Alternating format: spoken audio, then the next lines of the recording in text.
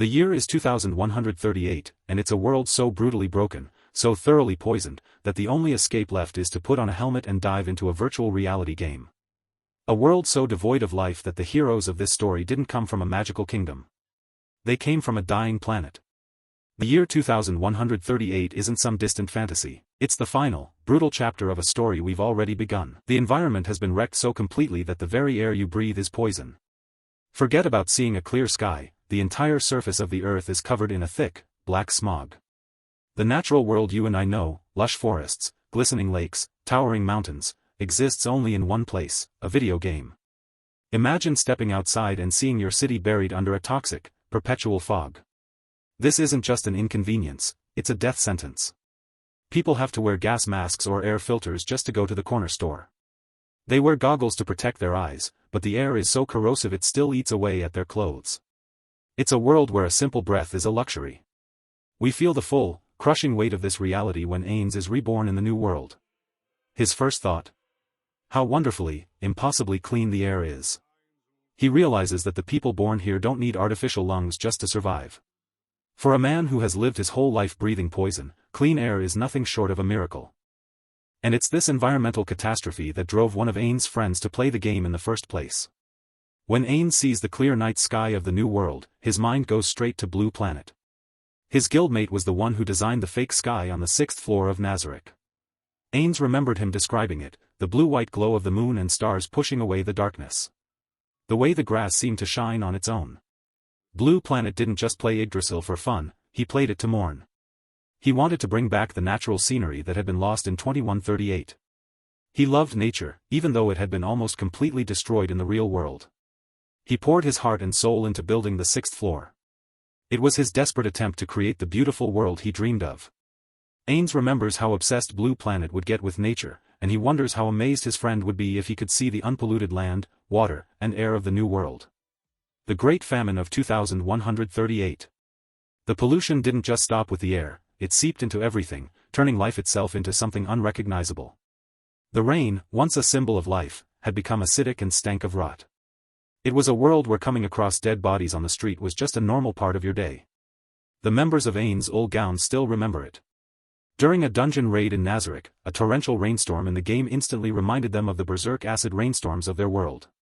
But in the game, the storm vanished without a trace, and the puddles it left behind didn't burn or corrode. It was a stark reminder of how much safer their digital life was. And then, there's the food. You've heard the phrase, touch grass, right? In 2138, they literally can't. Without sunlight, the greenery that once sustained life had withered away. With no plants, the birds and insects disappeared, and so did the fruits they once fed on. Traditional farming was a relic of the past. All vegetables and grains had to be grown inside climate-controlled domes, and food prices skyrocketed. Fresh fruits and vegetables became rare, expensive luxuries.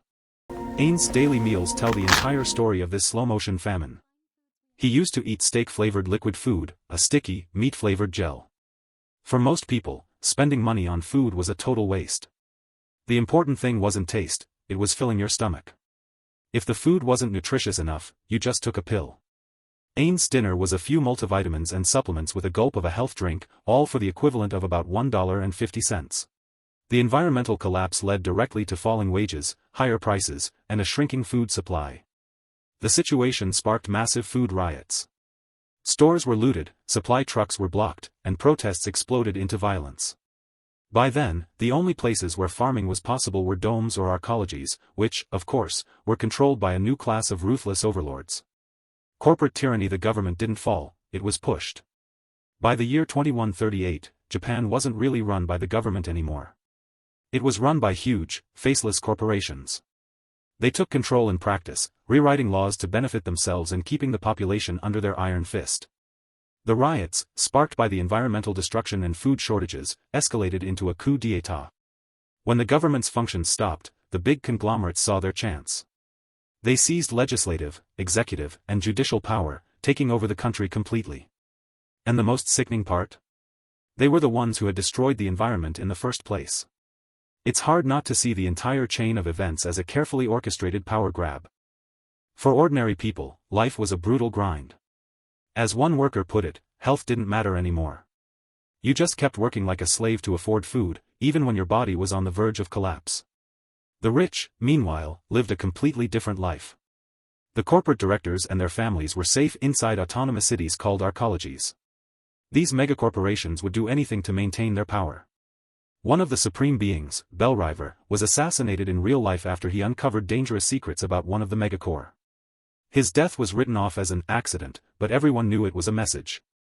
This wasn't an accident. This was a warning to anyone who dared to challenge the new tyrants. The urban jungle. So what do you do when the world outside has no rules? With the government barely functioning, the police existed only in name. Public safety was a joke. Thieves, gangs, and hackers operated openly. And yet, society didn't completely fall apart. Most people, like ainz, still went to their offices and did their jobs because they had no other choice. If you lost your job in 2138, you would starve. Seeds planted in the polluted soil would never grow, so your only option was to steal. For those who wouldn't cross that line, the only option was to obey the company. Ainz's own home tells you everything you need to know about this world. He deliberately never fixed his front door for a few reasons. First, it cost money to replace the warped metal. Second, the ear-piercing screech the door made became a weird kind of welcome. But most importantly, that noise was his burglar alarm. He reasoned that nobody would think there was anything valuable hidden behind a door that sounded like that. He even had 3 different locks on it, but he knew that a determined thief could still force their way in. In this world, the poor were the ones who ended up suffering when the rich fought their wars. The wealthy lived in isolated arcologies, far away from the struggles of the outside world.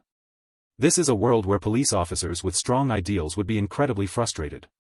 One of the supreme beings, Touch Me, is hinted to have been a police officer in real life. According to author Maruyama, Touch Me was a wealthy man who was married and had a daughter and worked for the government. Hiro even once joked that Touch Me would arrest any suspicious-looking person he saw. But with the government barely working, being a police officer was a title without real power. Touch Me was a knight with no kingdom to protect. Seeing the gap between his ideals and the harsh reality must have been painful. And that may have been what led him to Yggdrasil. The gilded cage technology in 2138 was a miracle that came with a price. Helmets like the one ainz used could automatically record everything happening in the virtual world. The footage was kept for a month. A lot of people were nervous about this, because wearing one meant giving up your privacy. It felt like the government or corporations could peek straight into your thoughts. But computer laws made them mandatory. The helmets hooked up to the neural nano interface, a human brain augmentation that allowed it to function as a super high-performance personal computer. This technology was essential for daily life, but it was also used in crimes. Hackers could hijack someone else's brain to commit crimes. Without a helmet, the chances of being charged for a crime went way up, so only a few people chose not to wear them. The system booted up with a bunch of windows popping up right in your vision, showing you the information flowing into the processor within your brain. Your thoughts could travel through the cable straight to a supercomputer. You could turn on the TV or switch channels just by thinking about it. And he often saw kids who had just graduated from elementary school working beside him. In this world, company employees were little more than expendable tools, worked to exhaustion and treated without dignity. Anyone who defied their corporate masters would be cast out and left to starve. The cruelty of this system was deeply personal for many of the supreme beings. Ulbert lost both of his parents to hazardous working conditions, and their deaths were met with pathetic amounts of compensation. The lives of workers were worth less than the profits they generated. Ainz's own loss was just as bitter. His mother, already worn down by overwork, collapsed while preparing his favorite meal. Her body simply gave out before she ever thought to rest. By the time ainz found her, it was far too late. This memory must have lingered in the back of his mind when he chose the path of an overlord. In that form, he would never again feel hunger, thirst, or the weakness of a body pushed past its limits. He chose to become the pinnacle of the undead so that he could escape the mortal frailties that had killed his mother. Another supreme being, Hiro, shares a heartbreaking story of overwork. In his real life, he was a salaryman trapped in a black-hearted corporation that was eating away at his health. The job's demands were so relentless that he even missed a guild meeting. The endless overtime left him too drained to play. His stress reached the point where he needed medical checkups and sleep-inducing medicine just to rest it all. The constant fatigue dulled his reflexes, blurred his memory, and left him feeling far older than his actual age. The final escape, Yggdrasil. In the world of 2138, outdoor leisure was a fantasy. The air itself was poisonous, making it impossible to play sports under an open sky. Mountains and oceans were dead wastelands. So, in 2138, games became the one place without borders. For those trapped in cramped apartments, the only leisure activities left were cheap and could be done at home. And above all, there was Yggdrasil.